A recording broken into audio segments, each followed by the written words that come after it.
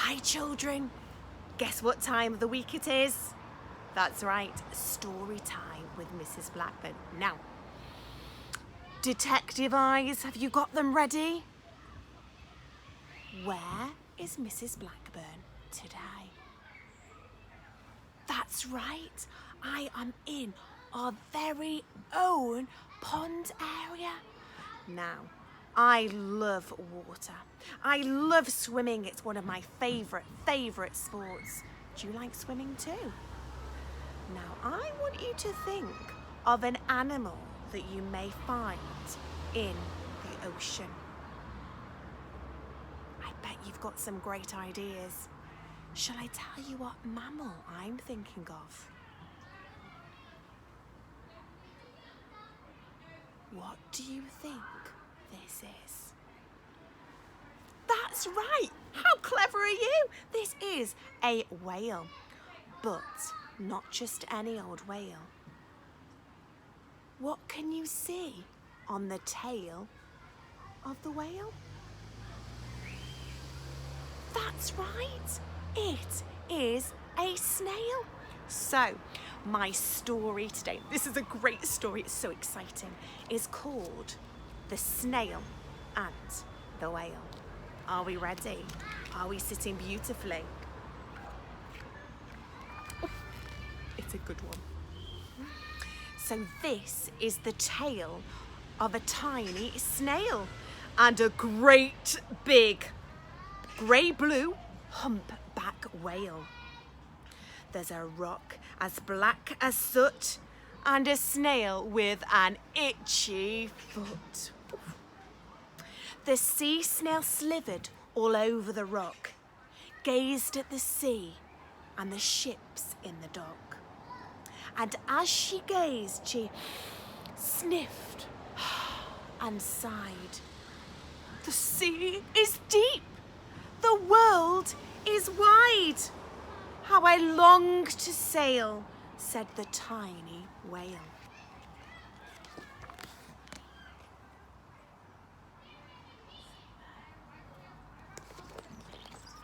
I wonder what the snail's going to get up to. These are the other snails in the flock, who all stuck tight to the smooth black rock and said to the snail with the itchy foot, "Be quiet, don't wriggle, stay still, stay put." But the tiny sea snail sighed and sniffed, then cried, "I've got it! I'll hitch a lift." So this is the trail of the tiny snail, a slivery trail that looped and curled and said, can you see it? What do you think the snail's going to say? Oh, I think the snail's about to go on a journey, don't you? Well, this is the whale who came one night when the tide was high and the stars were bright. A humpback whale, immensely long, who sang to the snail a wonderful song of shimmering ice and coral caves, of shooting stars and enormous waves. This is the tale of the humpback whale. He held it out of the starlit sea and said to the snail, "Come, sail with me."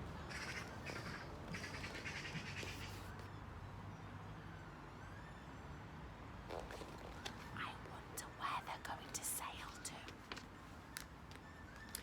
This is the sea, so wild and free, that carried the whale and the snail on his tail to towering icebergs and far off lands.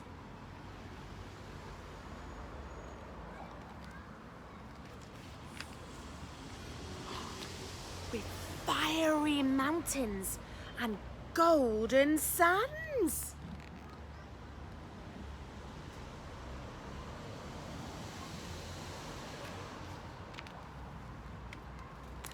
These are the waves that arched and crashed, that foamed and frolicked and sprayed and splashed. The tiny snail on the tail of the whale. These are the caves beneath the waves, where stripy fish with feathery fins and sharks with hideous toothy grins swam round the whale and the snail on his tail. So you can see those waves there, and you can see the caves and the sharks around. Have you spotted any stripy fish? This is the sky, so vast and high, sometimes sunny and blue and warm, sometimes filled with a thunderstorm, with a zigzag lightning, flashing and frightening. The tiny snail on the tail of the whale. So you can see the lovely weather here. But now you can see a thunderstorm and some lightning. Very, very frightening. As she gazed at the sky, the sea and the land, the waves and the caves and the golden sand, she gazed and gazed, amazed by it all. And she said to the whale, "I feel so small."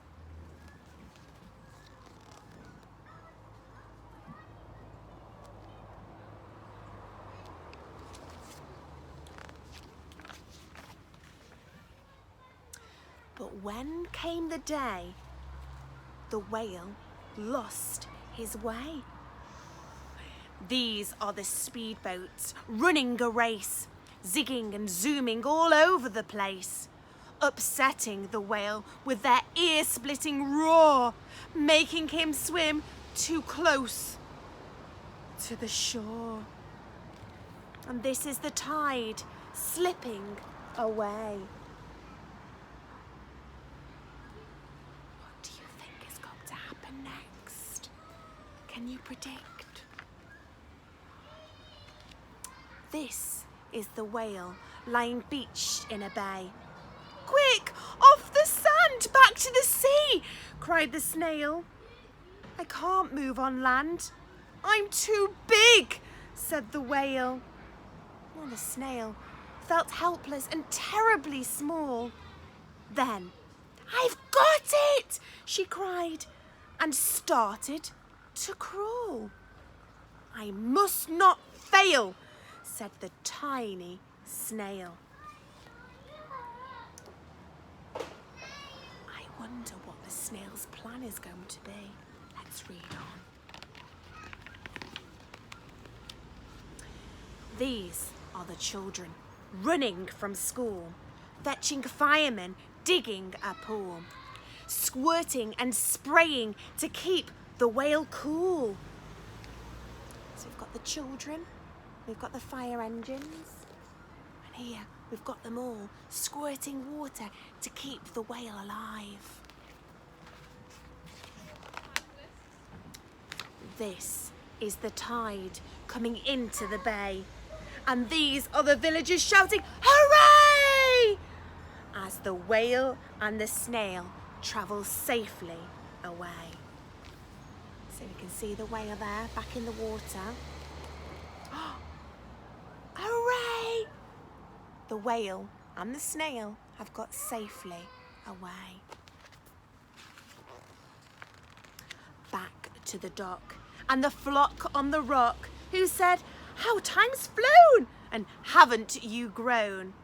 And the whale and the snail told their wonderful tale of shimmering ice and coral caves, shooting stars and enormous waves, and how the snail, so small and frail, with her looping, curling, silvery trail, saved the life of a humpback whale. Then the humpback whale held out its tail, and on crawled snail after snail after snail. So we can see the whale there and the snail telling the story. And you can see all the other snails climbing onto the tail of the whale. And they sang to the sea as they all set sail on the tail of a grey blue humpback whale. Now for me, that is an absolutely beautiful story. It shows that great friendship between the whale and the snail, but it also showed that no matter how little that snail was, it helped make a difference. And in this case, it saved the whale's life. Children, you may be little, you may be tiny, you may only be 2 or 3 or 4 or 5, but each and every single one of you can make a massive difference. What can you do to help others today? Over and out for now. Bye-bye.